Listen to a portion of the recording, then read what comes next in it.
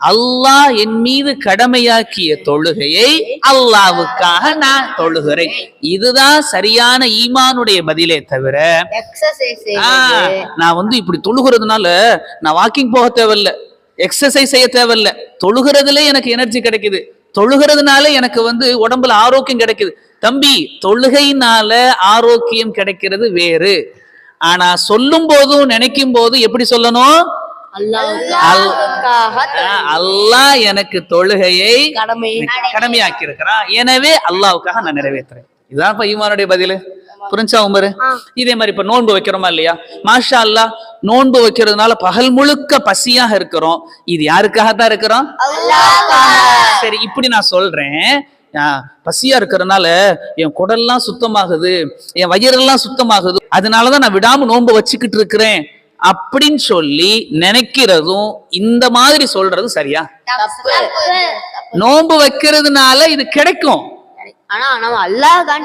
ஆனா எப்படி நினைக்கணும்? அல்லாஹ் எனக்கு நோன்பை கடமையாக்கியிருக்கிறான், அல்லாஹ்வுக்காக வைக்கிறேன். சரி ஹஸ்ரத், அப்ப நோன்பு வச்சா உடம்புல ஆரோக்கியம் கிடைக்குது. தம்பி, ஆரோக்கியம் கிடைக்கும், மாஷா அல்லாஹ்.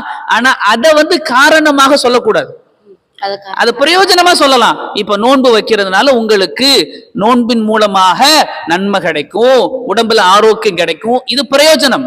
ஆனா நீயத்து நம்ம சொல்லக்கூடிய பதில் எப்படி இருக்கணும்? இப்ப உங்களுக்கு உதாரணம் சொல்லி புரிய வைக்கவா?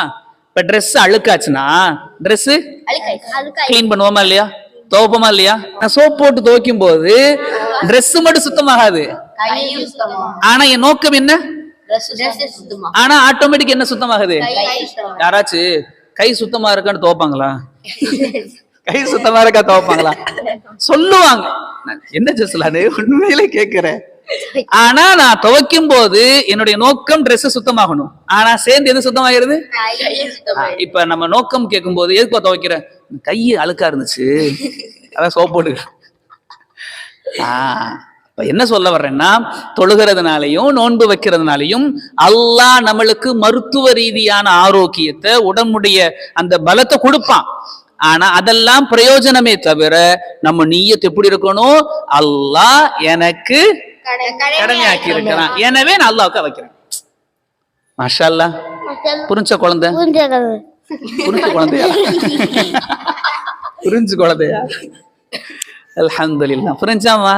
அப்ப எல்லா கடமைகளையும் படைச்ச அல்லாஹ்வுக்காக உணர்வா நிறைவேற்றணும், சந்தோஷமா நிறைவேற்றணும். படைச்ச ரப்புக்கு நான் கை கட்டி நிக்கிறேன், என் படைச்ச ரப்புக்கு முன்னால நிக்கிறேன், என்ன படைச்ச ரப்புட்ட நான் பேசுறேன், என்ன படைச்ச ரப்ப நினைக்கிறேன், என்ன படைச்ச ரப்புட்ட துஆ செய்றேன்.